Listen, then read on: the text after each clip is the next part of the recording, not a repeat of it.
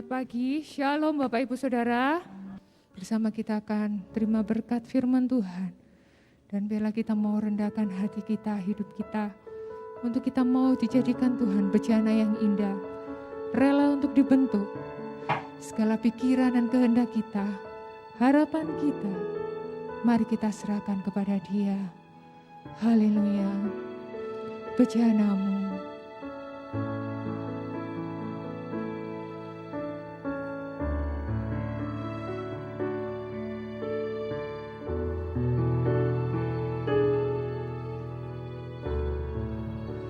Kekuatan di jiwaku, ketenangan batinku, ada dalam hadirat-Mu, ku menyembah-Mu.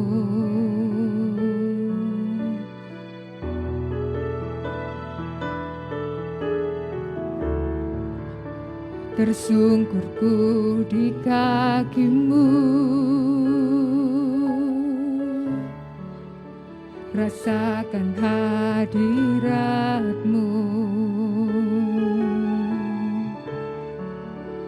Takkan ku melepaskan-Mu, Kau cahaya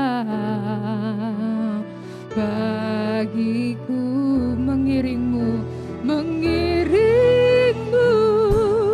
seumur hidupku, masuk dalam rencana-Mu Bapa.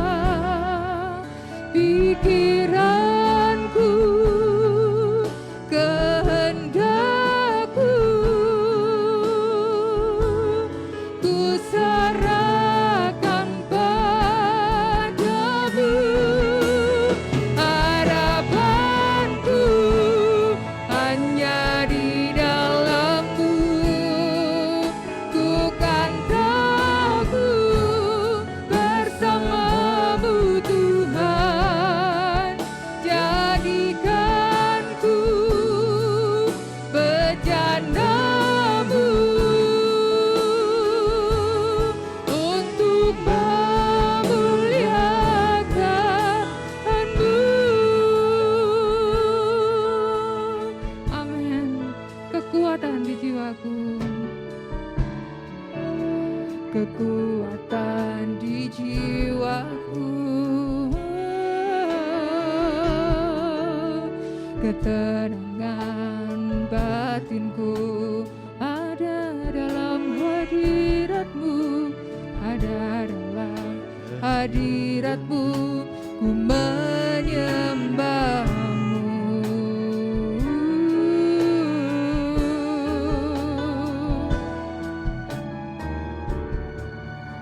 Tersungkurku di kaki-Mu, rasakan hadirat-Mu. Takkan ku melepaskan-Mu, Kau cahaya bagiku, mengiring-Mu, seumur hidupku, masuk dalam rencana-Mu Bapa. Pikiranku, kehendakku, ku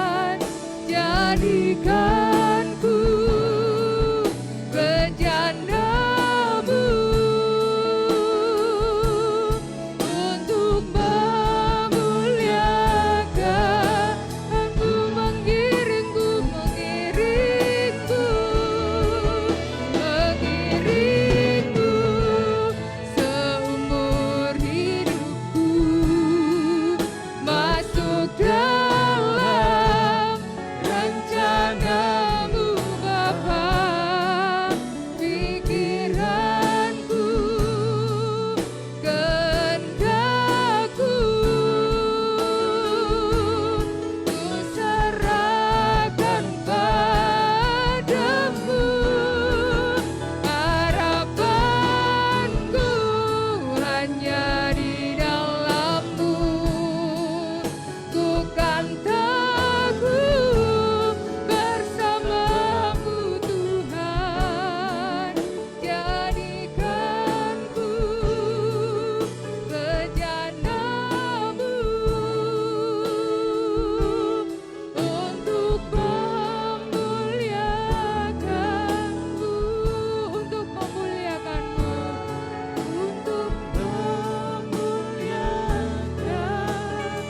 untuk memuliakan-Mu, untuk memuliakan-Mu.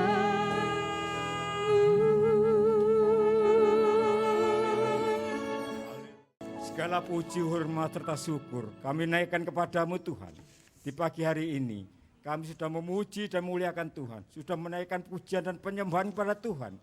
Kami percaya Tuhan, setiap pujian penyembahan kami naik ke hadirat-Mu dan berkenan kepadamu ya Tuhan. Tiba saatnya Tuhan, kami mau duduk diam sebagai Maria yang siap menerima berkat firman-Mu. Firman-Mu sungguh menjadi bekal dalam kami menjalani kehidupan sepanjang bulan September dan seterusnya Tuhan. Kami percaya Engkau sudah ngurapi Bapak Gembala yang pagi hari ini Kau utus untuk menyampaikan firman bagi kami. Biar dengan wibawa dan keberanian dari Allah sendiri, beliau menyampaikan firman bagi kami dan firman menjadi berkat bagi kami. Terima kasih Tuhan, dalam nama Tuhan Yesus kami sambut firman Tuhan pagi hari ini. Haleluya. Haleluya. Amin. Silakan duduk saudaraku. Terima kasih doanya Pak Agus Riyadi. Selamat pagi semua, shalom. Saya bangga hari ini berjumpa dengan setiap saudara orang-orang yang diberkati Tuhan. Jumpa ini dengan anakku Bagas. Tuhan memberkati, puji Tuhan. Nah, kita ini Bapakmu di sini, Bu Dewi. Tuhan berkati semua keluargaku.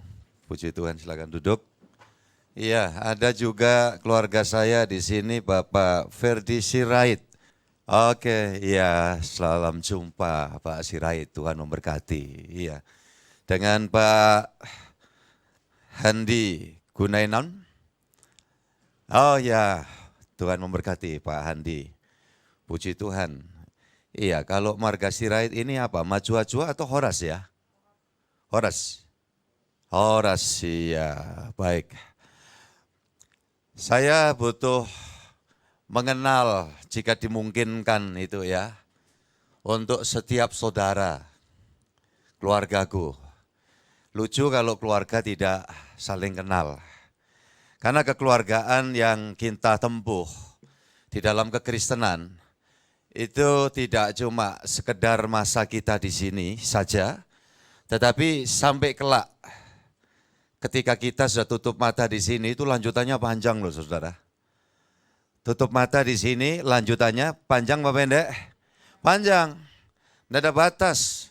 Dalam keabadian, dalam kekekalan, dalam kebersamaan. Dan kalau sampai hari ini kita ada batasan untuk tidak bisa bertatap muka dengan Tuhan, itu karena kita memang masih ya ada di dalam tubuh fisik. Tapi kelak ketika kita setinggalkan fisik ini, kita tutup mata di sini dan buka mata, Alkitab memberitahu kepada kita semua bahwa kita akan ya bertatap muka antara kita dengan Tuhan kita yang sangat mengasihi kita. Amin, saudaraku. Dan ini bukan sesuatu yang tabu. Ya, kalau sementara ada banyak orang berpikir bahwa mana mungkin manusia itu bisa memandang Tuhan. Enggak mungkin memang. Kalau itu dari sisi kita, kalau itu dari versi kita. Tapi kalau Tuhan yang membuat semuanya jadi mungkin, amin. Jadi mungkin. Enggak mungkin. Makanya seringkali kita ini disalah mengerti, ya, yang sebetulnya bukan itu ungkapannya. Umpamanya ini berkaitan doktrin, iman percaya Kristen. Kita tidak pernah mengatakan di dalam iman percaya kita itu menjadikan manusia itu Tuhan. Karena tidak akan pernah terjadi sepanjang sejarah. Iya kan? Dan saya pikir dari dulu sampai sekarang tidak akan ada orang Kristen mengatakan manusia bisa jadi Tuhan. Tetapi tolong perhatikan baik-baik. Sekali lagi tolong perhatikan, keluargaku yang ada di online juga. Kalau Tuhan jadi manusia, mungkin atau tidak? Sekali lagi, mungkin atau tidak? Nah, dia mau jadi apa saja. Ya, tidak ada yang bisa menghalangi, merintangi.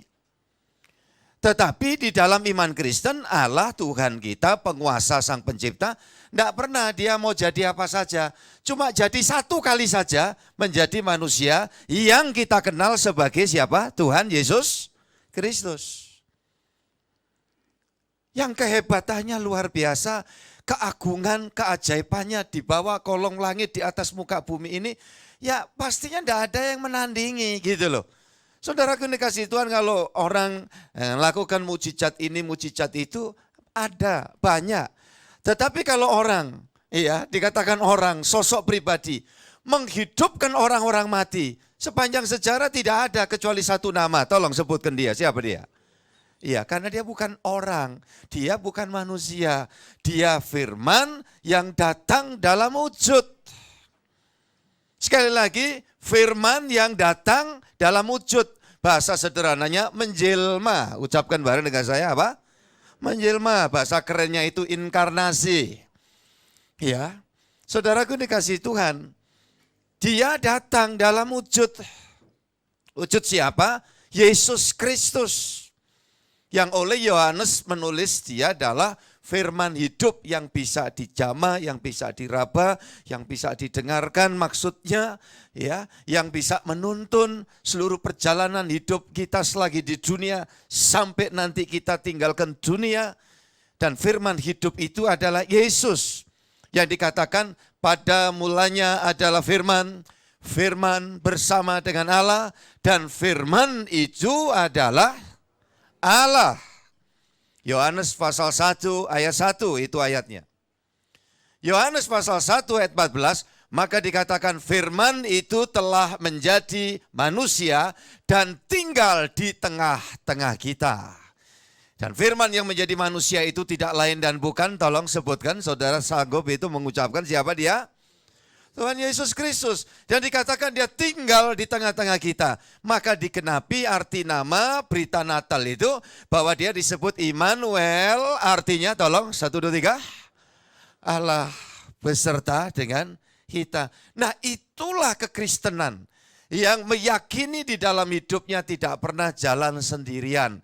Kalau kita jalan sendirian, yang terjadi kita akan dikalah-kalahkan. Oleh siapa? Setan, iblis, demit, wewe gombel, jin, dan lain sebagainya.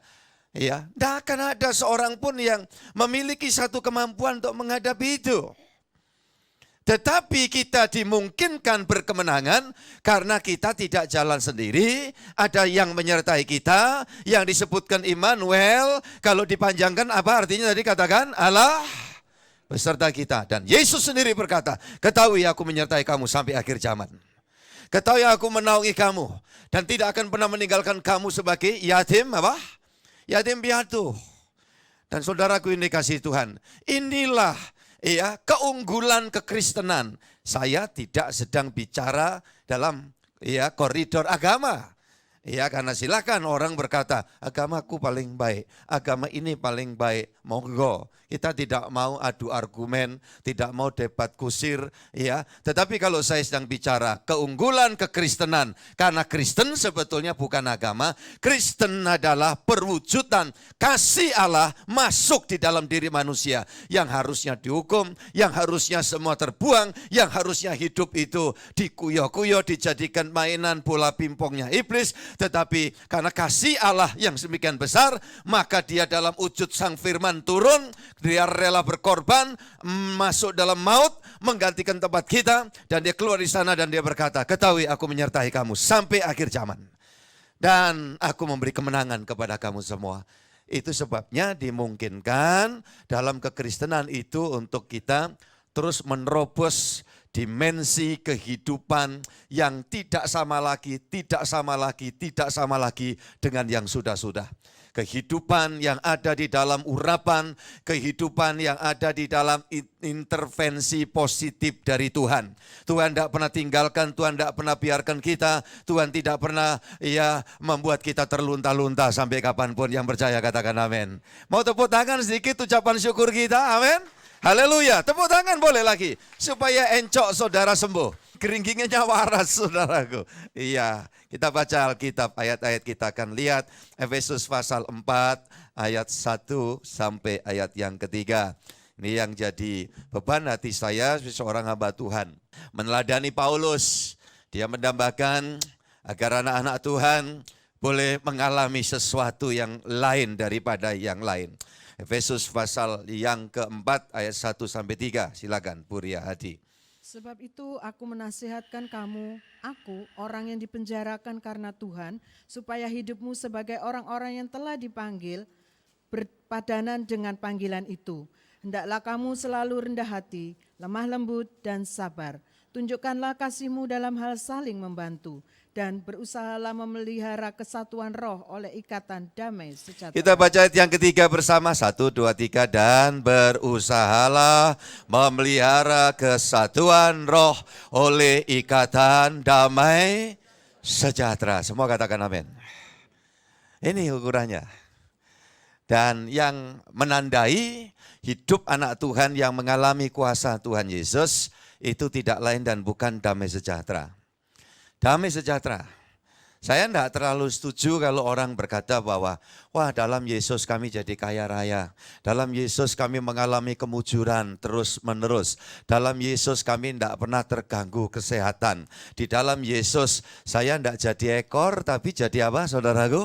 Iya, kelapa. Iya, di dalam Yesus ya selalu semuanya beres, serba beres. Saya tidak sepemahaman. Walau saya tidak perlu berdebat. Walau saya juga percaya bahwa itu semua ada. Itu semua ada. Tetapi tolok ukur yang paling utama, benarkah saudara dan saya itu sudah menjadi warga kerajaan sorga yang tercatat ya di dalam buku kehidupan atau belum? Itu tandanya itu yang paling utama adalah damai, apa saudaraku? Sekali lagi damai sejahtera. Kenapa damai sejahtera? Kenapa bukan yang Pak Gembala tadi sampaikan pandangan orang mesti begini, maju terus, wah lancar terus, ya sehat terus. Saudaraku dikasih enggak ada. Ya orang hidup enggak ada gangguan kesehatan, syukur kalau memang begitu, puji Tuhan. Alkitab memberitahu, manusia lahirnya aku semakin hari semakin apa? Jadi kalau sakit-sakit dikit ya wajar. Saya pendetanya ngomong kepada saudara, walaupun waktu saya sakit, saya harus istirahat di rumah sakit, saya enggak woro-woro. Kenapa? Ya saya butuh istirahat. Ketika Tuhan bilang, diam. Ya, jangan ngomong. Saya enggak ngomong. Ya, 1 minggu lebih saya lewati. Saudara gue kasih Tuhan. Dan orang yang sempat tahu saya enggak usah ngomong ya. Bukan saya gengsi, pendeta kok sakit, bukan. Coba ya saudaraku, separuh aja dari orang warga gereja kita yang terus kemudian mengunjungi kami saat ada dalam perawatan umpamanya. Kapan saya istirahat? Padahal orang di rumah sakit itu butuhnya untuk istirahat. Ya, kenapa hampir semua obat batuk, pilek itu ada ngantuknya? Karena memang ketika orang ya mengalami penurunan stamina, lagi kurang sehat, saudaraku yang dikasih Tuhan, obat pertamanya itu adalah istirahat. Makanya direka, orang flu pilek minum obat tapi nggak ngantuk, itu dikasih kafein. Sama dengan saudara minum obat yang biasa kemudian minum kopi banyak-banyak gitu untuk melek. Nah saudara-saudara yang dikasih Tuhan, yang terjadi apa? Jantung bisa berdebar-debar. Iya kan? Makanya orang kalau lagi kurang enak badan istirahat. Nah itu yang saya lakukan, pendeta pun bisa sakit. Kenapa? Saya katakan, ya pendeta juga saya tidak berkata saya manusia super. Tidak ada. Superman itu tidak ada. Kalau Supermi, Indomie, apalagi saudaraku. Ya, mie instan, pop mie tadi. Apalagi tolong. Ini berarti orang kos-kosan semua. Yang sukanya mie instan, ya. Saudara-saudara yang dikasih Tuhan. Ya, enggak ada manusia super. Yang super itu satu. Namanya saudara kenal di bawah kolong langit, di atas muka bumi. Tidak ada yang lain. Siapa dia? Tolong. Nah, kalau dia ada di dalam kita, di dalam situasi tertentu, di dalam kondisi tertentu, di dalam perencanaan Allah tertentu, adanya visi tertentu, mungkin saja. Ada orang dibuat tidak pernah sakit. Di Alkitab ada itu. Kaleb, dikatakan, dia cerita sampai umur 80 tahun. Aku masih seperti 40 tahun yang lalu. Ya, lah kalau semua saudara dibuat kayak gitu, waduh dunia tambah kacau saudaraku. Uang ya hati karep dengkul kotean aja. Gayanya itu kayak ya kok. Apalagi benar-benar tidak mengalami kemerosotan saudaraku yang terjadi. Tidak laki, tidak perempuan, siapapun. Maka hidup jadi jumawa. Maka Tuhan memberikan memang batasan waktu. Kayak kita sedang memperhatikan tanaman. Yang kalau kita sudah ambil yang kuning-kuning ya. Ada pelepah-pelepah itu kalau palem pada waktu tertentu jadi kuning, jadi kering gitu ya. Enggak dicopot ya tetap satu waktu copot sendiri. Dan itu kita lihat diri kita sendiri. Bahwa masing-masing ada gilirannya. Maka saya mengatakan dengan tegas jelas. Yang kelihatan, yang namanya fisik, itu ada batas masa pakai, ada expired date-nya saudaraku. Ya, pakai sakit, tidak pakai sakit, 1 hari mesti harus ditinggal. Tetapi manusia batinia kita. Manusia batinia kita, ucapkan apa? Manusia apa saudaraku? Batinia kita itu kekal. Ini tidak mengenal kematian. Tinggal tempatnya nanti kemana? Kalau dia dalam dunia jalan bareng sama Tuhan, ketika tubuh ditinggal, maka dia akan pulang ke rumah Tuhan. Tetapi ketika semasa hidupnya, dia tidak berjalan dengan Tuhan, tapi dia berjalan dengan hantu, ketika akhir tubuh dipakai, sudah ditinggal, maka dia diajak pulang ke rumah, mana saudaraku? Ke rumah hantu. Dan itu tidak ada batas waktu. Itu kekal. Nah itu sebabnya saudara yang dikasihi Tuhan. Tanda kekristenan yang betul adalah damai sejahtera. Itu dari dalam. Dari dalam. Kalau perkara senang itu fluktuatif. Ya, senang karena apa? Waduh, aku suwe gak mangan geduk, kok dikirimi geduk umpamanya. Ya toh. Isu-isu tengok-tengok dikirimi apa?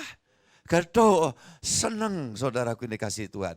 Tetapi ketika yang ngirimi geduk itu enggak tanggung-tanggung, enggak ada aturan lagi saudaraku. Ya, geduk sak kintal dikirim no kabeh. Maka saudara di samping seneng nyicipi bingung, terus diapakno geduk iki. Iya kan? Saudara-saudara yang dikasih Tuhan. Ini loh manusia, saudara-saudara yang dikasih Tuhan. Kalau mungkin belum kerja, bayangkan nanti kalau aku kerja, wah dapat gaji pertama, kedua, ketiga. Itu senangnya bukan main. Iya kan? Apakah setelah lewat 3 bulan, 1 tahun, kita masih merasa yang sama? Tidak. Ya, ketika kita ada peningkatan pendapatan, peningkatan hidup. Pada awalnya, waduh luar biasa senang, datang cengar-cengir gitu, iya kan. Suami kasih tahu, waktu istri tanya, kenapa kok cengar-cengir? Wah rezekimu, iya. Kan memang aku punya pasangan hidup yang mendatangkan berkat itu. Kenapa sih mas? Ini dapat bonus, ini dapat rezeki gitu ya, saudara kini kasih Tuhan. Iya. Kemudian minggu depan kira-kira masih cengar-cengir lagi enggak? Minggu berikutnya cengar-cengir lagi enggak saudaraku? Kalau tiap saat cengar-cengir memang wajahnya nyengir. Ya wajahnya memang enggak bisa enggak nyengir. Ya sudah mengucap syukur. Ya kalau senyum terus begitu. Ya. Jadi saudara-saudara yang dikasihi Tuhan. Yang kekal itu tergantung saya dan saudara sih. Damai sejahtera itu kita bawa sampai kita tutup mata. Kenapa beda? Damai sejahtera dengan kesukaan yang ada dalam dunia. Kesukaan dalam dunia itu sifatnya dari luar kita tarik masuk ke dalam. Tetapi damai sejahtera Tuhan berikan, tinggalkan kepunyaannya itu dari dalam kita dan mengalir kemana saudaraku? Keluar. Si orang damai sejahtera walaupun tipenya bukan cengar-cengir, bukan cekakaan, tetapi membawa keademan. Sekarang evaluasi. Apakah di dalam kekristenanmu sudah membawa keademan? Waktu engkau di rumah, apa rumahmu rasa adem? Waktu istri datang yang bawa damai sejahtera, suami, anak-anak adem. Atau suami, waktu datang istri, anak-anak adem. Anak-anak yang bawa damai sejahtera. Ya, di tengah keluarga orang tua bisa mendatangkan keademan. Nah ini tandanya. Ya, saudaraku ini kasih Tuhan. Kenapa damai sejahtera? Karena damai sejahtera ini suasananya sorga. Makanya kalau kekristenan itu menjelaskan apa suasana sorga? Damai sejahtera. Bukan nanti ngapain kita di sorga? Kerjaan orang di sorga. Gak tahu ya apa terusannya itu, lali aku. Iya kan? Alkitab memberitahu suasana sorga adalah penuh dengan damai sejahtera. Sederhana.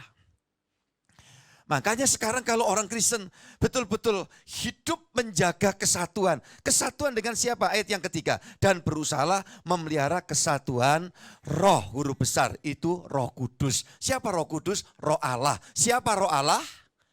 Allah itu sendiri. Jadi tidak usah bingung. Mereka Kristen itu sangat mudah.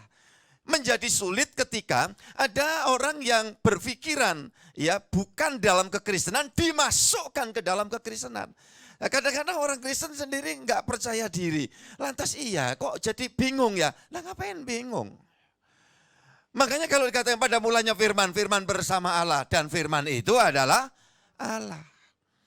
Ketika firman Allah itu datang ke dunia, di tengah-tengah kita, di dalam wujud, maka sang firman itu juga yang disebut ya adalah anak Allah. Bukan Allah beranak, bukan Allah itu secara biologis ya menghasilkan anak. Tetapi yang disebut anak Allah itu firman yang menjelma menjadi manusia. Wujudnya Yesus.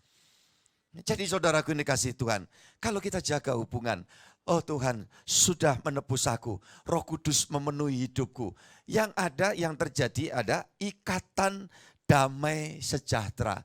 Artinya apa ikatan? Sejahteranya melekat. Sejahteranya enggak datang dan pergi, sesuka hatimu gitu ya. Saudaraku kan ada kan nyanyian pop itu dulu kan. Kau datang dan pergi, apa? Sesuka hatimu gitu ya. Enggak, damai sejahtera datang di Pak Teo langsung. Damai sejahtera datang di Pak Tayyib langsung, melekat. Jadi di anakku Samuel ini melekat. Ada di Pak Waludin, melekat. Ya, ada di Mas Widyo ini, melekat. Suasana surga masuk di dalam hidup saya dan saudara. Kenapa? Karena kita belum masuk surga. Makanya saya selalu bilang, ya, masuk surga itu besok. Surga masuk kita kapan saudaraku? Sekarang. Nah ini yang membuat kalau ada damai sejahtera, ya saudaraku ini kasih Tuhan. Kita jadi stabil dalam perjalanan hidup ini. Tidak gampang takut. Ya. Makanya kalau hilang sejahtera coba cari tahu. Mungkin keakuan kita menonjol. Ya, tuntutan ego kita itu yang begitu mendominasi. Karena orang tidak pernah puas. Kalau ngomong kebutuhan aku, keakuan, tidak pernah selesai. Dan ketika itu dituruti, maka damai sejahtera semakin menurun. Ya, saudaraku ini kasih Tuhan. Nah itu sebabnya jaga kesatuan roh. Ya, kesatuan roh terjadi di mana? Di dalam gereja. Satu dengan yang lain. Ayo.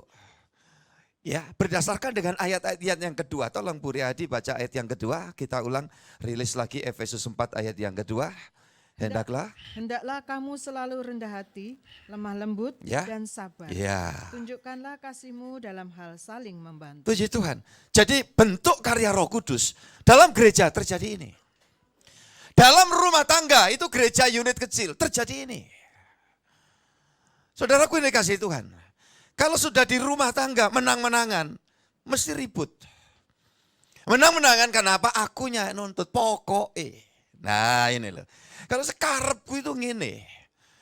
Wes gak iso. Harus begini. Nah, dimanapun akan terjadi keributan. Ya. Dan keributan itu akan membuahkan tidak sejahteranya hidup. Saudaraku ini kasih Tuhan. tidak sejahteranya hidup.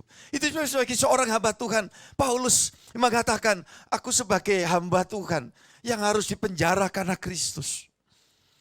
Aku memperhatikan ini, aku berharap kamu betul-betul ngalami ini.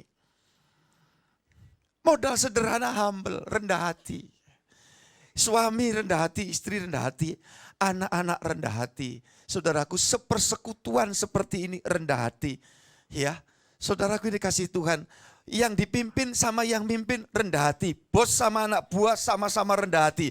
Pekerjaan itu keberkatan. Pekerjaan itu akan banyak rezekinya. Kalau rumah tangga sama-sama saling rendah hati. Saling mengutamakan satu sama lain untuk membawa kita semakin melekat dengan Tuhan. Berkat rezeki Tuhan melimpah atas setiap kita semua. Tidak ada nasib buruk. Tidak ada nasib buruk. Tidak ada nasib buruk. Katakan amin, saudaraku. Pasti ada jalan keluar dan pertolongan dari Tuhan. 44 tahun saya jadi Kristen, sebelumnya belum. Ya, saya bisa menikmati, membedakan. Itu sebabnya ketika tahun 1979, Tuhan menyatakan panggilannya kepada saya. Yang saya syukuri, Tuhan memberikan tipikal watak yang ada di dalam diri saya adalah belajar untuk taat kehendak Tuhan. Untuk saya mensyukuri bahwa penebusan Tuhan itu luar biasa. Dan apapun tidak sebanding kalau aku bisa melakukan sesuatu dengan apa yang Yesus sudah kerjakan buat aku. Dan yang ada di dalam diriku satu hal, aku ingin memuliakan Dia. Aku ingin mendatangkan berkat bagi keluargaku. Dan itu yang menjadi pergumulan saya terus. Tuhan Yesus tolong. Tiap kali saya doa, saya bersuara, Tuhan selamatkan ibuku, selamatkan saudara-saudaraku, selamatkan keluargaku Tuhan. Ya, saya kira tidak ada hukum yang menentang kalau orang itu doanya ingin menyelamatkan orang. Betul tidak saudaraku? Betul Pak Ishak ya? Ya Pak Pranitar ya? Pak Eko ya? Ya Pak Wawan ya? Orang kalau doa, Tuhan selamatkan, lindungi, jagai, tolong Tuhan. Jangan dicengkeram syaiton terus Tuhan. Supaya dilepaskan. Ya. Kalau nentang itu ya sudah, berarti enggak mau saya doakan untuk selamat. Kecuali kalau orang itu doa Tuhan, moga-moga orang itu disambal beledek, sambal petir, sambal petis ya. Saudaraku yang dikasih Tuhan, ya orang itu jelek, orang itu tidak layak untuk engkau selamatkan. Hidupnya buat sial terus. Nah itu saudara bisa diperkarakan saudaraku.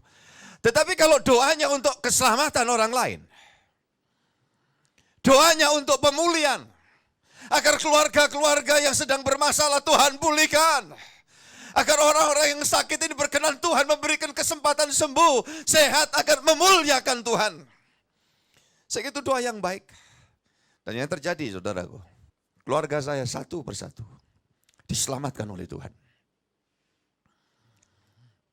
Mereka melihat, Hendri belum bertobat dulu liar. Bukan cuma jahat, liar. Ya, sebagian masyarakat kota ini tahu yang generasi sama minimal atau lebih di atas saya.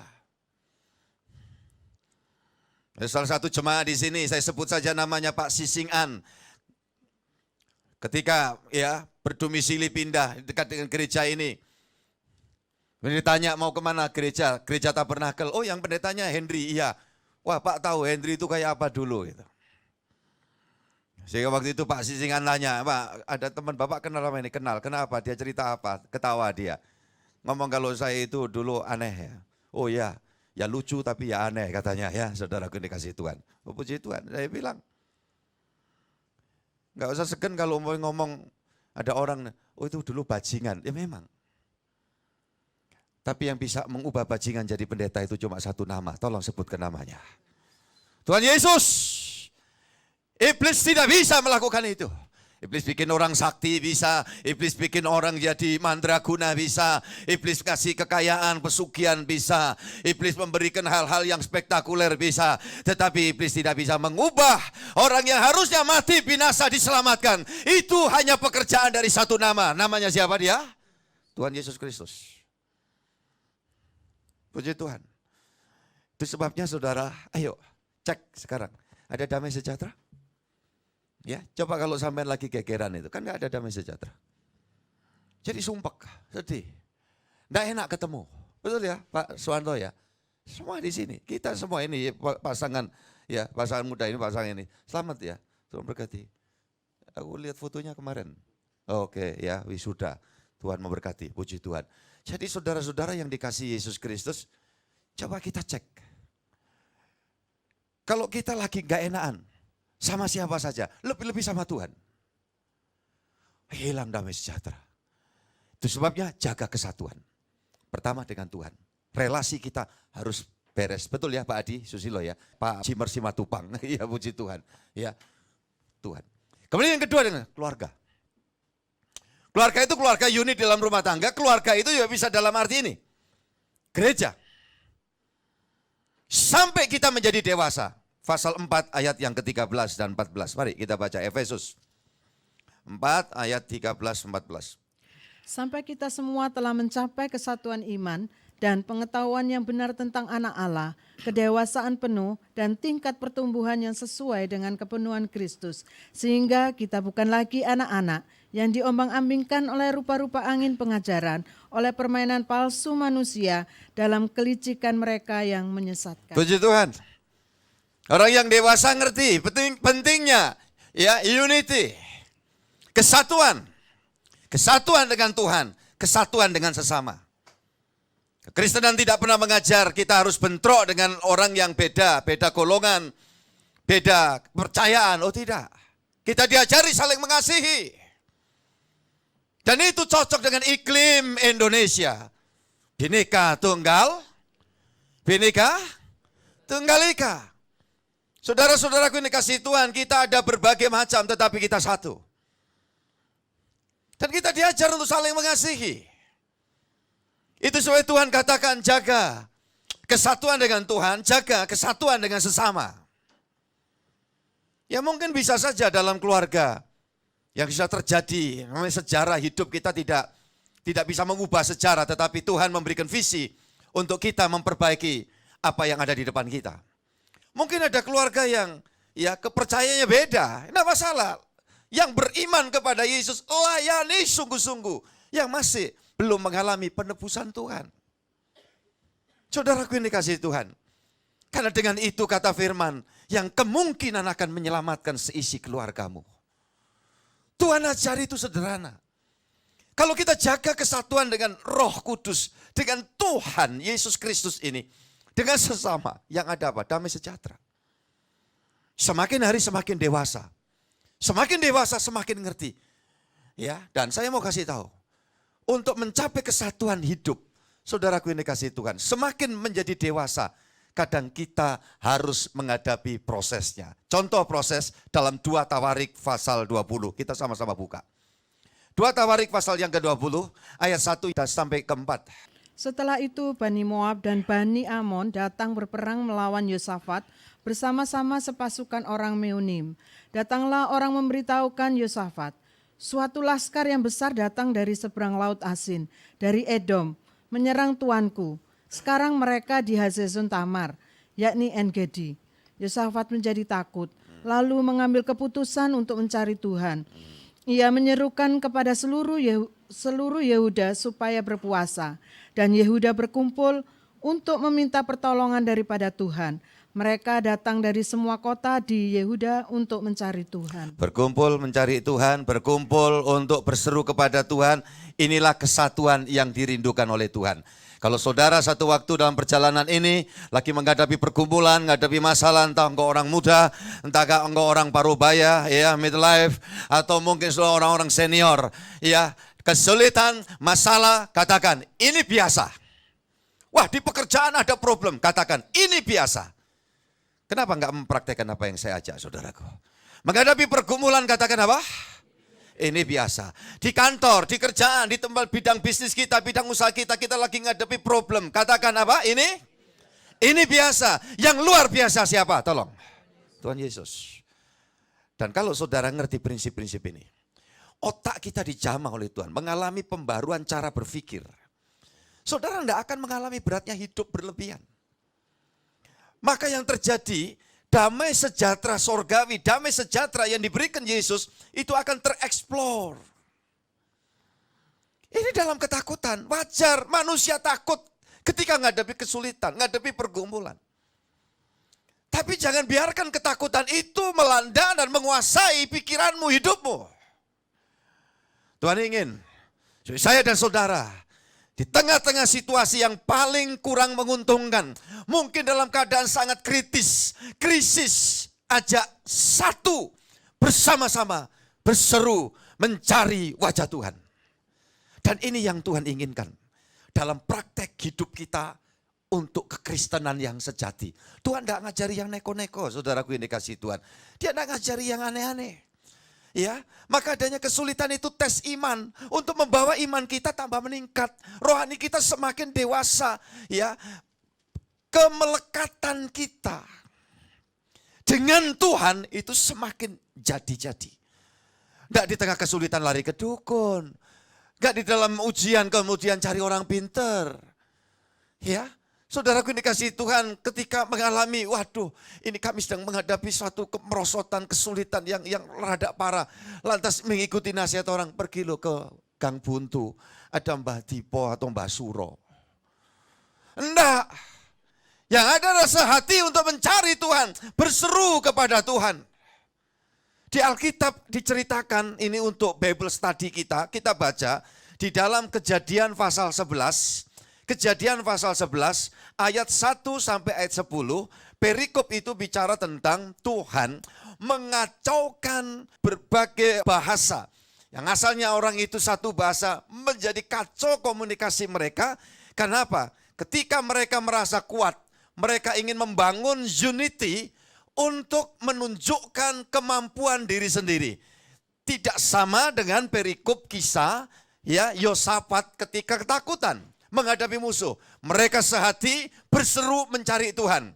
Tetapi celakanya konsep dunia, orang ingin membangun potensinya untuk mengandalkan kekuatannya sendiri. Dan Alkitab memberitahu dalam Yeremia pasal 17, terkutuklah orang yang mengandalkan apa? Manusia. Tetapi dikatakan berbahagialah orang, ya berbahagialah keluarga, berbahagialah rumah tangga, berbahagialah suatu pekerjaan, berbahagialah suatu divisi, berbahagialah suatu komunitas yang senantiasa mengandalkan Tuhan di dalam setiap keadaan yang dihadapi. Nah, itu yang Tuhan cari. Nah, di dalam Kejadian 11, kita baca ayat yang keempat saja, nanti ayat yang lain 1 sampai 10 sudah bisa baca di rumah. Ayat 4 ini yang terjadi. Silakan. Juga kata mereka, marilah kita dirikan bagi kita sebuah kota dengan sebuah menara yang puncaknya sampai ke langit. Dan marilah kita cari nama, supaya kita jangan terserak ke seluruh bumi. Kita cari nama. Kita tunjukkan bahwa kita mampu. Dan ini adalah kamuflase dari ketidakmampuan. Dikatakan, biarlah seolah-olah kita tidak memerlukan lagi siapa-siapa termasuk Tuhan. Dan Tuhan marah. Ini kisah Menara Babel. Kisah apa saudaraku? Menara Babel. Ya menurut catatan kemungkinan itu ada di wilayah Irak masa kini. Nah, udah kita nggak terkait dengan itu. Yang Alkitab kasih tahu seperti itu. Kenapa? Mereka pengen bersatu. Makanya ada macam-macam kesatuan itu positif dan negatif. Coba kalau rumah tangga. Ayo dek kita sama-sama berjuang. Kita berusaha kalau Tuhan kasih berkat, rezeki kita mau tambah setia. Kita layani Tuhan, kita bisa lakukan diakonia. Kita bisa bantuin orang yang dalam kesulitan. Ya kita bisa melibatkan diri di dalam pelayanan. Itu ada kesatuan yang baik. Ketika orang membangun kebersamaan menjadi semakin kekuatannya semakin luar biasa. Dan kemudian melangkah dalam langkah-langkah yang salah. Dan itu yang sangat menyedihkan hati Tuhan. Makanya orang itu kalau menjadi kuat, mempunyai kelebihan-kelebihan, itu tergantung nanti arahnya kemana. Kalau diarahkan untuk yang positif mendatangkan berkat, tetapi kalau sampai diarahkan untuk yang negatif bisa mendatangkan mudarat, mendatangkan permasalahan, mendatangkan ya mara bahaya. Saudaraku ini kasih Tuhan, ada pasangan suami istri yang membangun kesehatian tapi niatnya jahat. Siapa? Haman dalam perjanjian lama. Selalu Haman cerita kepada istrinya tentang apa-apa yang terjadi di kantor. Yang sebetulnya tidak ada masalah. Kecuali si Haman ini sendiri egonya luar biasa, sombongnya luar biasa. Dia minta disembah karena dia orang yang dianggap ya merasa diri punya kedudukan yang luar biasa. Sehingga semua tunduk hormat. Hanya satu orang tidak hormat kepada dia. Ada yang ingat siapa yang tidak hormat sama Haman? Iya, Mordekai. Dia marah. Dia sampaikan kepada istrinya, Dan istrinya juga dalam bahasa lokal Jawanya ngegongi. Tolong jaga baik-baik. Ketika suamimu punya rencana buruk, rencana jahat, tolong istri-istri yang bijaksana, doakan suamimu agar dia tidak terjerumus lebih jauh lagi. Ya, dan sampaikan dengan bahasa yang manis. Ya, untuk jangan bawa terus, ini salah. Sebaliknya juga begitu. Ketika istri membawa berita, hal-hal yang tidak beres, ketidakjelasan di dalam hidup ini. Lantas suami memberikan dukungan, dan ini masalah besar. Alkitab memberitahu juga, itu dalam perjanjian baru. Ada yang tahu dalam Kisah Rasul, akhirnya suami istri itu hampir mati bersamaan. Namanya siapa? Ananias dan Safira. Ini bersatu, wah kurang apa? Suami istri ini punya kesatuan, cara berpikir, visi, misi. Tetapi niat jahat di hadapan Tuhan. Dan akhirnya apa? Mereka juga mengalami bencana dalam hidup. Haman tadi yang terjadi apa? Dia merancang untuk membinasakan Mordekai dan seluruh bangsa Yahudi pada zaman itu. Tetapi ingat, ada Tuhan yang tidak pernah tidur. Ucapkan bersama Tuhan apa? Tidak tidur. Makanya dalam hidup ini gak usah saudara mengalami kepanikan, ketakutan berlebih ketika saudara menghadapi keadaan yang mungkin bentuknya ancaman, bentuknya suatu tekanan, ada suatu pressure dan sebagainya. Manusia bisa merancang yang terburuk, tapi Tuhan dapat merancang yang terbaik buat setiap kita semua. Ya, kita tetap jalan aja yang benar. Jangan minta pembelaan Tuhan ketika kita berpraktek yang salah. Hidup berkemenangan itu bukan menang-menangan kayak orang sakti, tetapi hidup berkemenangan itu adalah pribadi Kristen yang betul-betul ingin membongkar ketidakberesan di dalam dirinya sendiri. Nggak sibuk ngurusi orang lain. Tetapi ada ketidakberesan yang menyebabkan damai surgawi tidak dialami. Itu yang harus didongkel, itu yang harus diamputasi, itu yang harus dibuang, dikiret habis. Dan kalau itu terjadi, damai sejahtera surga itu akan memenuhi kita. Dan kita memilih bersatu dengan niat yang benar. Apa tadi kalau mau Pak niat benar bersatu, humble, rendah hati. Katakan Tuhan, aku mengalami kesulitan. Kami butuh pertolongan-Mu. Tuhan, kami butuh ada peningkatan dalam hidup. Tuhan juga tidak akan keberatan untuk membuat itu buat saudara. Tuhan tidak pernah keberatan ketika ingin melakukan sesuatu sesuai dengan harapan doamu. Tuhan, kami ingin ada peningkatan. Yesus sanggup melakukan bagi setiap orang yang bergantung kepada Dia. Ya, pokok jangan berlebihan. Jangan cuma sekedar memenuhi keinginan. Ya, saudaraku, keinginan itu unlimited. Tetapi kebutuhanmu tidak sulit untuk Tuhan campur tangan. Ketika kebutuhanmu bertambah, aku ingin Tuhan terlibat dalam pelayanan. Aku ingin terlibat sesuatu dalam karya kerja kuasa-Mu dalam ladang Tuhan. Dan Tuhan tolong tambahkan buat kami rezeki. Bagi Yesus tidak ada yang sulit melakukan itu. Jadi sebab saya mengimani aja. Ya, untuk proses pembangunan tempat kebaktian kita ini. Ini bukan untuk wah-wah, enggak. Kami nunggunya 40 tahun saudaraku. Dengan harus belajar rendah hati ketika orang tanya tabernakel itu di mana? Itu loh rumah di belakangnya pohon jambu. Betul ya Pak Adi Susilo ya? Pak Adi nerangkan ini di sini mana sih gereja gitu. Begitu dikasih tahu pohon jambu depannya pringkuning. Ya, saya bilang Tuhan sampai satu hari harus berubah sebutannya. Betul-betul tahu bahwa tempat berimpunnya anak-anak Tuhan yang ada di dalam keluarga tabernakel atau tabernacle family itu ada tempat yang layak ya Tuhan. Untuk memang betul-betul ini secara hukum ya saudaraku dikasih Tuhan legal formalnya ini, izin IMB-nya ini, inilah gereja tempat kebaktiannya orang-orang yang ada di dalam Tuhan Yesus Kristus. Masuklah di sini. Dan itu dambaan kerinduan. Walaupun sekarang secara apa yang disandari, ya harapan saya kepada siapa? Tidak ada. Saya harapannya kepada Tuhan saja. Dan kita sehati, yakin dan percaya Tuhan bersama Dia kita pasti bisa. Dan ini pekerjaan Tuhan. Kaitan pekerjaanmu, kaitan ekonomimu, kaitan kebutuhan rumah tanggamu. Saya percaya Tuhan kita adalah Tuhan yang sangat bijaksana. Kita punya kucing aja kita belum makan, kucing kita sudah kasih makan dulu saudaraku. Ya, ini anjing gereja ini catering saudaraku ya. Daripada kesulitan 2 ekor nanti ini harus belikan ini. Sudah saya bilang catering kan aja pagi dan sore saudaraku. Coba bayangkan ya. Saya belum makan tadi pagi Bu Retno kasih tahu, Molly di depan sudah makan dulu. Lucu enak pikirku. Ya, kok nampaknya lebih mencintai Molly. Ya, tapi tidak, kan saya hargai. Itu satu tindak bijaksana, tanggung jawab. Kita itu kalau punya peliharaan tuh kayak gitu. Yang punya kucing, yang punya anjing, yang punya burung. Iya toh, saudaraku dikasih Tuhan. Sekeliling saya itu banyak yang punya burung. Pagi-pagi udah mandikan gitu. Sampai saya guyoni. Ayo yang mandikan sendiri belum mandi ya Pak. Wah Pak Edri kok tahu? Kelihatan kok. Ya, saya nggak suka pelihara burung. Kenapa? Ya pakai mandikan. Saya suka pelihara ikan. Makanya di bawah karpop mobil itu ada tempat ikan. Di dalam rumah juga ada ya 2 meter lebih itu tempat ikan. Kenapa? Saya nggak perlu mandikan. Dan nggak perlu saya ngajari berenang untuk ikan itu berenang, saudaraku. Nah, dia pinter-pinter itu dia lakukan. Ya, jadi saudara tanggung jawab. Tuhanmu tanggung jawab atas kita semua. Amin. Kalau enggak dia enggak mati, masuk kubur, turun ke alam maut, keluar dari maut buat saya dan saudara. Dan ini bukti, enggak ada pribadi yang bisa melakukan itu. Orang hebat, saya ini pemimpin besar, saya bertanggung jawab atas umatku. Tapi dia mati, dia lupa bangun. Yesus bertanggung jawab menyertai anak-anaknya dan dia berkata, aku menyertai kamu sampai akhir zaman. Ketika dia mati, turun maut, dia enggak betah tinggal di maut. Dan dia keluar dari maut. Dan dia berkata, lihat aku sudah bangkit dan aku hidup untuk selama-lamanya. Aku menyertai kamu semua. Amin. Inilah kekristenan. Puji Tuhan. Dan apa yang terjadi kalau seperti Yosafat sehati?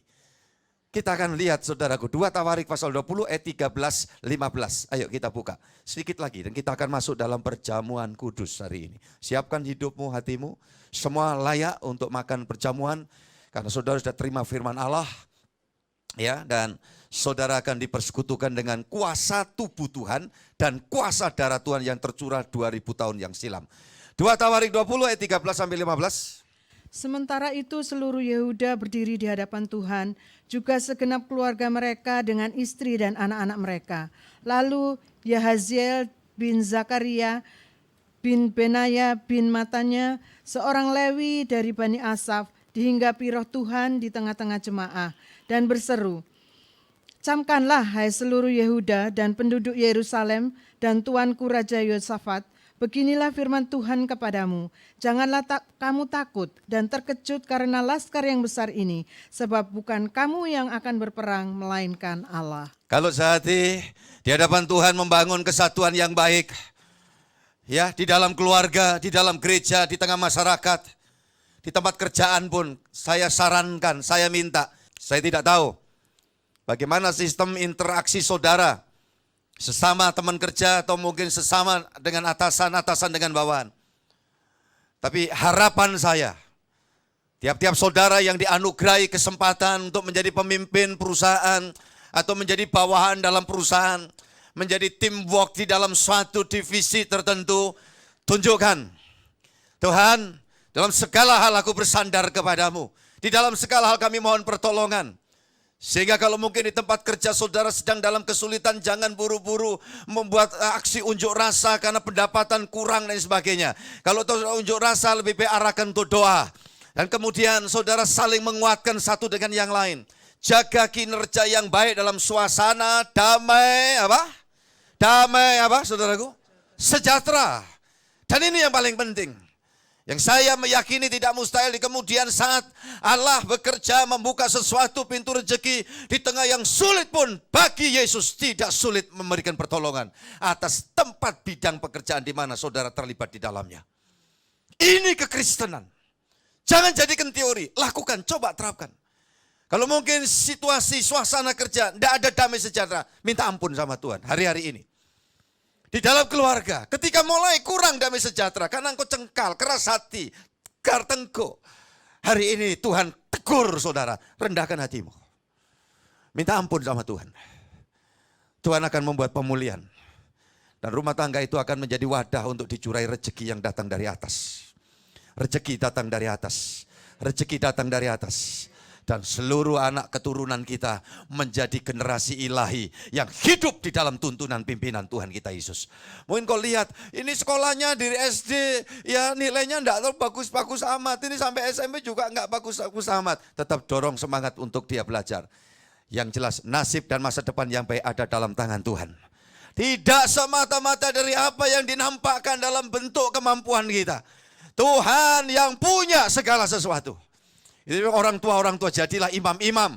Jadilah pendoa-pendoa buat anak-anak.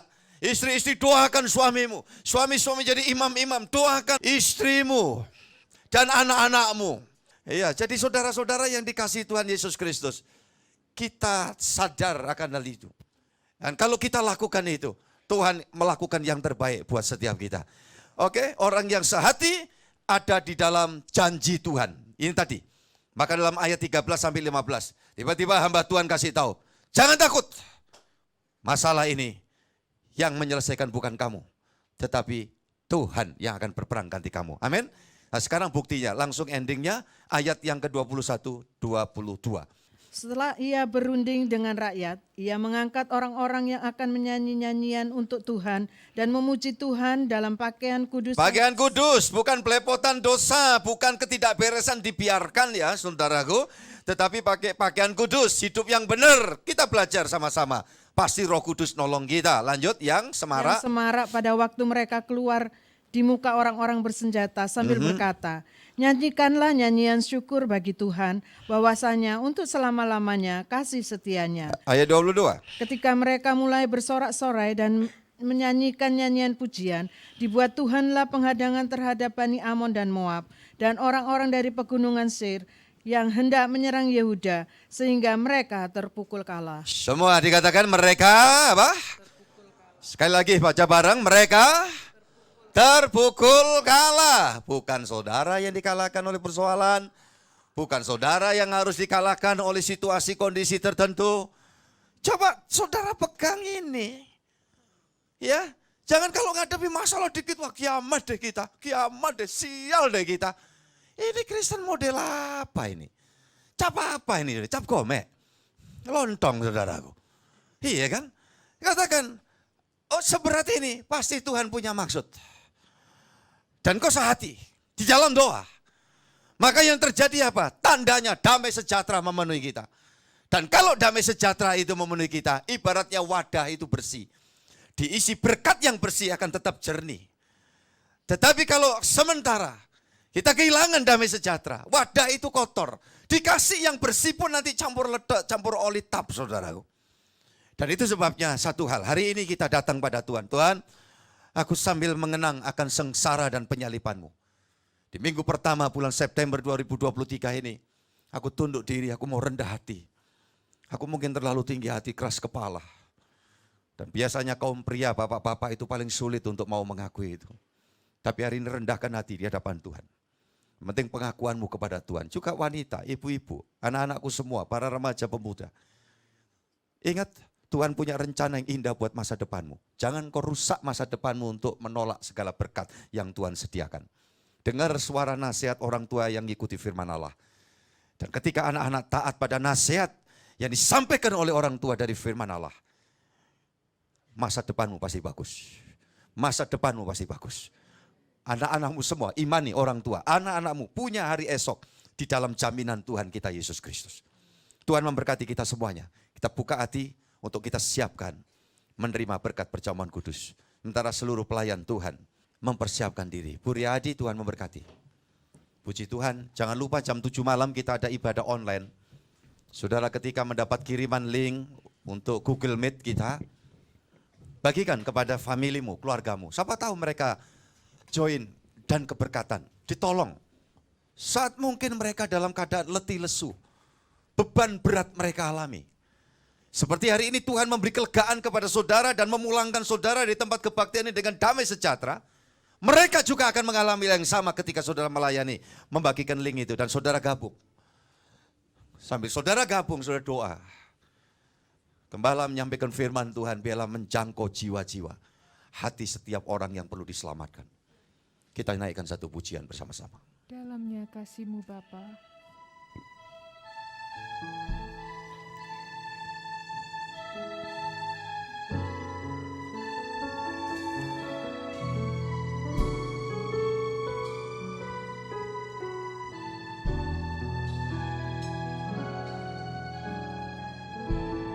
Haleluya.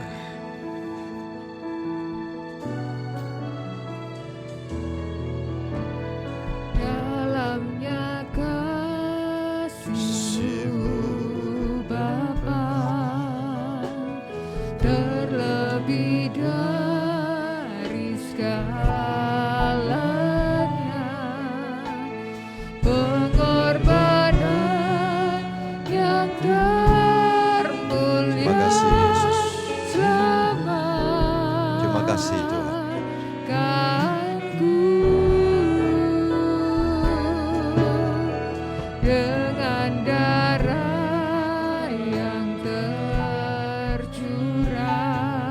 Terima kasih Yesus, Engkau hadir di tengah-tengah kami.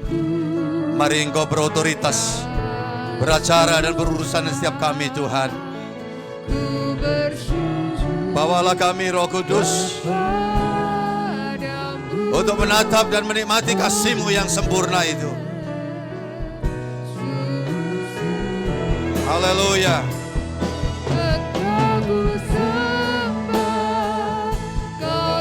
Yesus, saya silakan semua pelayan perjamuan kudus untuk mempersiapkan diri.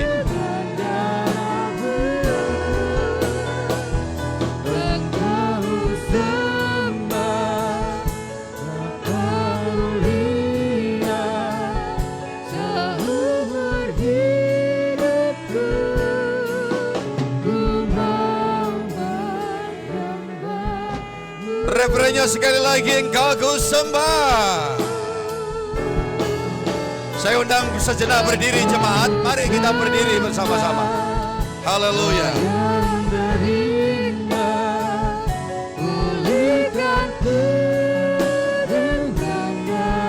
Amin, amin. Mari Tuhan, Engkau yang menyatakan kekuatan kuasa-Mu di tengah-tengah kami. Kami yakin firman yang diberitakan disertai Tuhan. Haleluya.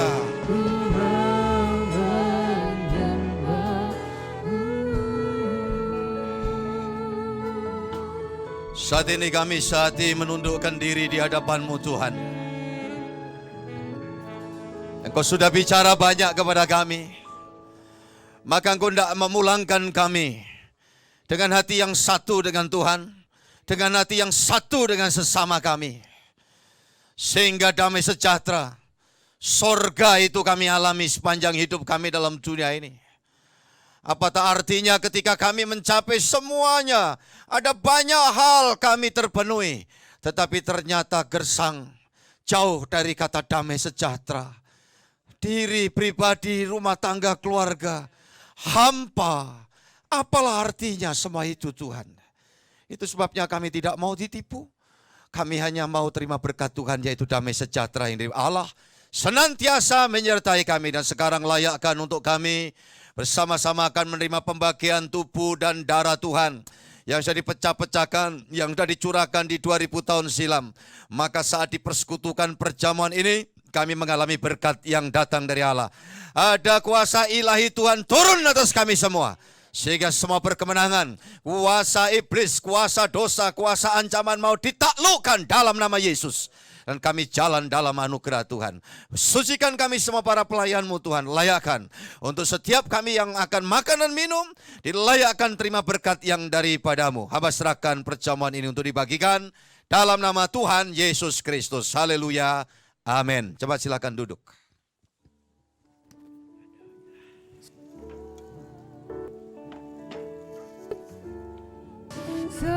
Salibnya, salibnya,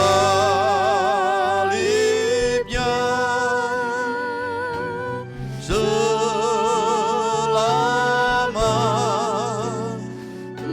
mulia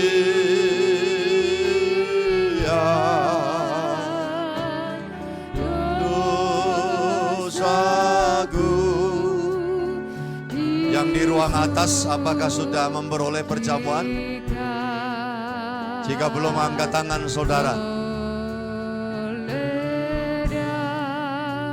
Terima kasih.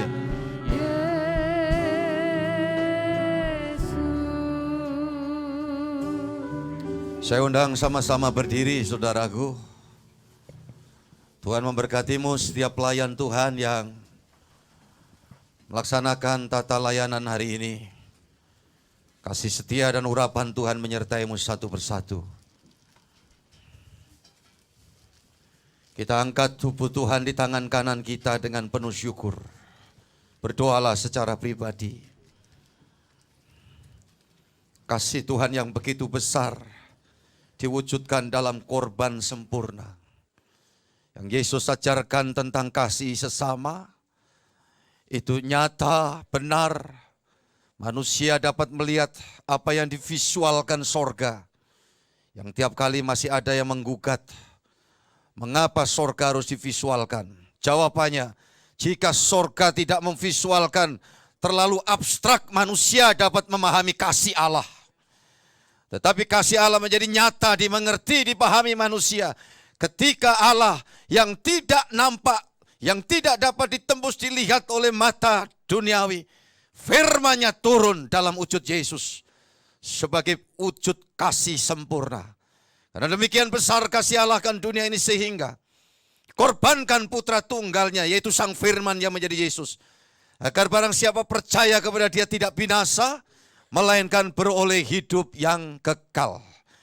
Bapa Surgawi, terima kasih buat saat ini.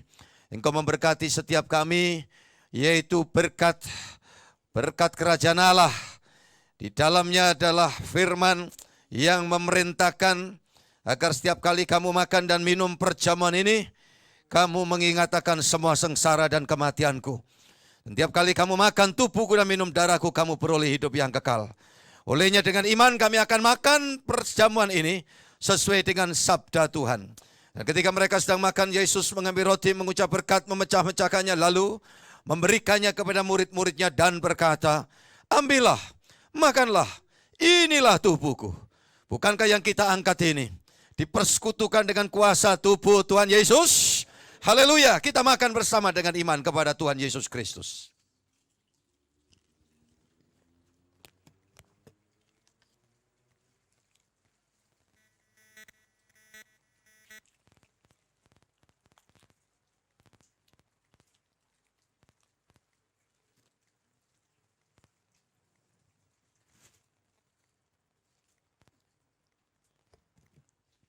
Syukur kami ke hadapan-Mu Bapa Surgawi, karena Engkau Allah kami yang hebat luar biasa.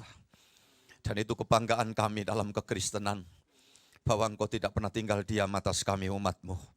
Kau setebus kami dan Kau sertai kami sampai kami Engkau tuntun pulang kelak ke dalam kerajaan sorga.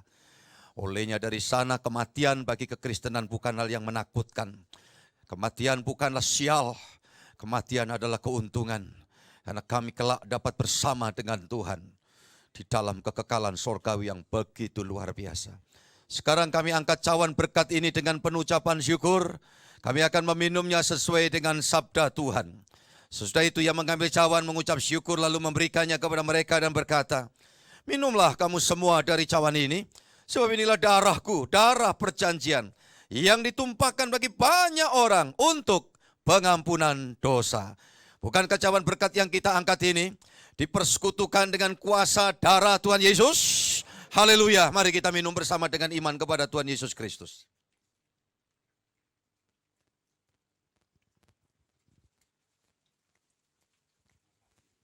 Terima kasih Yesus.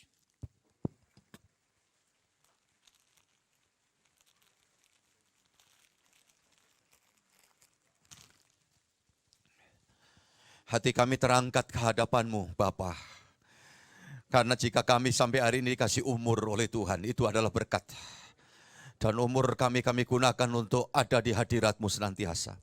Karena lebih baik 1 hari dalam pelataran-Mu daripada 1000 hari di tempat yang lain.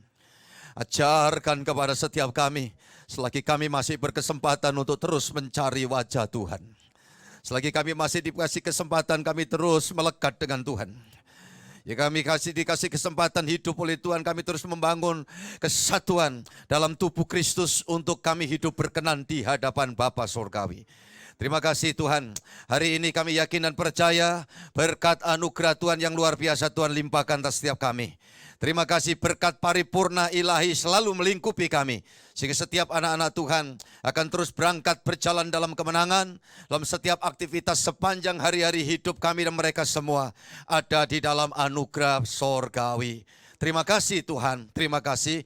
Rumah tangga penuh dengan anggur manis dari sorga. Pasangan suami istri menikmati kebaikan Tuhan. Anak-anaknya semua dituntun untuk bersandar kepada Tuhan.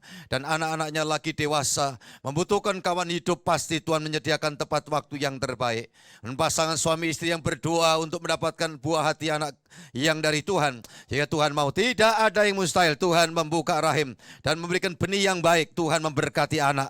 Bagi setiap mereka yang berseru kepada Tuhan.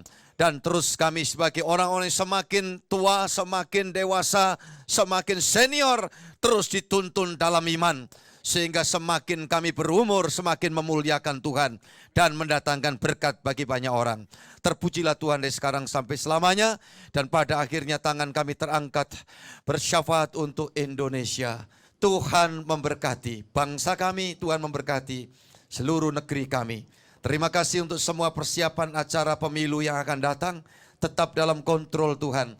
Kami yakin mengimani Tuhan berpihak kepada setiap mereka, para pemimpin yang mendambakan berkat atas negeri ini. Dan di luar itu kini Tuhan sendiri yang menghalonya. Terima kasih Bapa, terima kasih Engkau campur tangan atas setiap langkah hidup kami semuanya. Terpujilah sekarang sampai selamanya di Koalaku. Dan berkat Tuhan Yesus Kristus melimpah atas kami dari hari ini sampai Maranatha. Yesus Tuhan datang yang kedua, menjemput dan mengantar kami pulang ke Firdaus Sorgawi. Atas nama Bapa, Putra, dan Roh Kudus Allah yang Esa, yang kami kenal sembah dalam Tuhan Yesus Kristus. Bapa, terima kasih.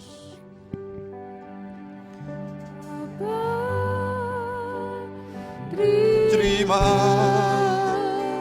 kasih. Kepada semua pelayan perjamuan, disilakan kembali ke tempat masing-masing. Dan kepada semua pelayan Tuhan, jerih lelamu tidak akan sia-sia. Persembahan-persembahan yang jemaat bawa Tuhan ingat sampai kepada kekekalan sorga. Dan di dalam pengembalaan ini, gereja akan mengelola di dalam tuntunan Tuhan. Sehingga semua yang dibutuhkan Tuhan senantiasa Yehova Jireh atas kami semua. Syukur, terima kasih.